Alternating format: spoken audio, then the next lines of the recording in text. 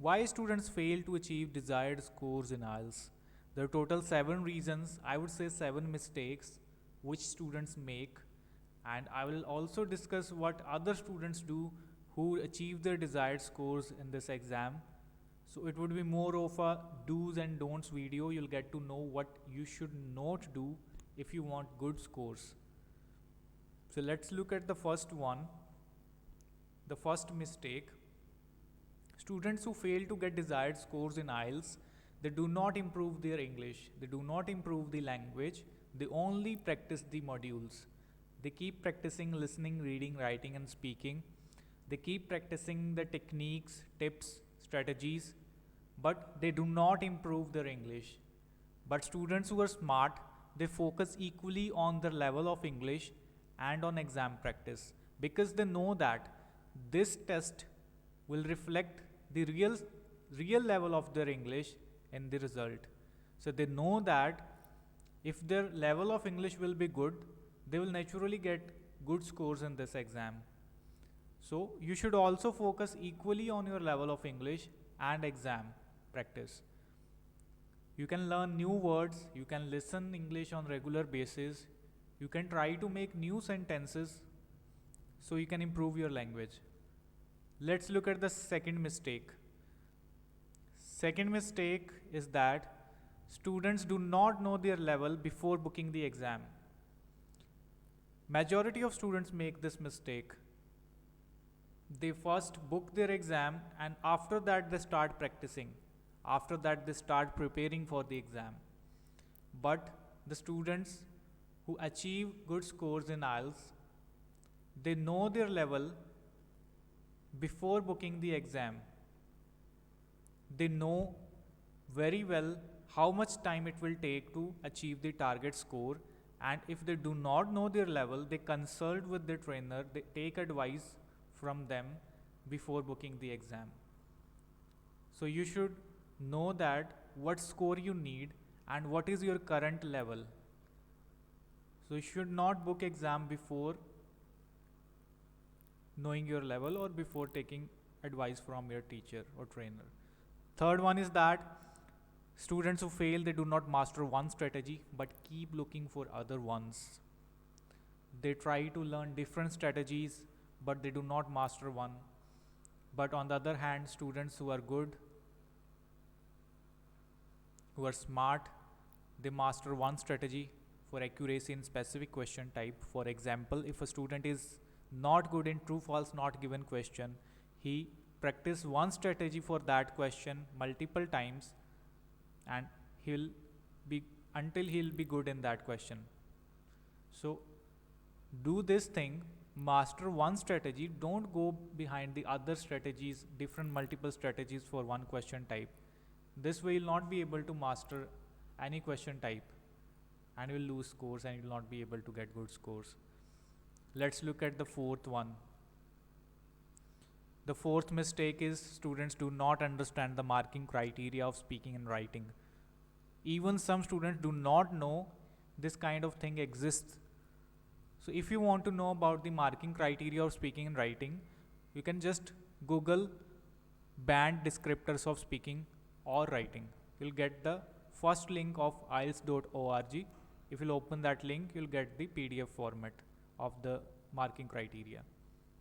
You can go through it and look at that, what the examiner is looking for the specific band score. Let's look at that, how students do this thing who are smart. Students who are smart, they understand how the writing and speaking is marked by the examiner by looking at the band descriptors, or I will say by understanding the marking criteria. They know that if they want band 7, how they have to write, and if they want band 6, how they have to speak in the exam. So it is very important, you should know that what the examiner is looking for, and if you will not know that, how will you get the desired scores in the exam? So let's look at the fifth one, the fifth mistake. The fifth mistake is that students do not follow the methods taught by their trainers while practicing especially, and they waste material. When they practice, they just complete the material and they do not follow the strategy or method which their trainers teach them. But the students who pass this exam with flying colors, they always follow the approach taught by their instructor. While practicing, they follow the strategy which is taught by their instructor, and they don't just complete the material, they just don't finish the material, they actually practice the strategies with the material. Let's look at the sixth one. The sixth one is that students do not get training from experienced trainer or instructor. Sometimes they have a cousin or a friend who have passed IELTS or who have scored good in IELTS, and they get training from them, but they forget that if their cousin has scored good in the IELTS, it is not necessary that they will also score good, because he has been a student, not a trainer in the past. He doesn't know how to teach. He may be good in English, but he doesn't know how to teach the student or how to prepare the student. So what successful students do, they always choose a professional trainer. They always choose professional trainer to practice IELTS or practice the exam techniques, so they can prepare for the target score and achieve the desired score. Let's look at the seventh one. The seventh one is that students do not want to unlearn wrong approach or method. Students who get training from inexperienced instructor, they learn different approaches, like the approaches which students make by themselves, but they do not work in the real exam pattern. So they learn wrong approach, but after that, when they fail in the first attempt or second attempt of their IELTS exam, they do not want to unlearn that approach and they keep practicing in the wrong way. But students who are smart, they are always ready to unlearn the wrong approach method to improve their scores. So these are the 7 mistakes which students make, but you can avoid them. Now you know them.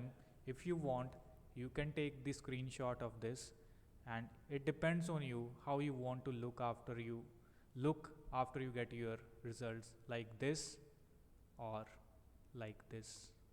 Thanks for watching. I hope this will help you in preparing your IELTS exam, in the preparation of your IELTS exam.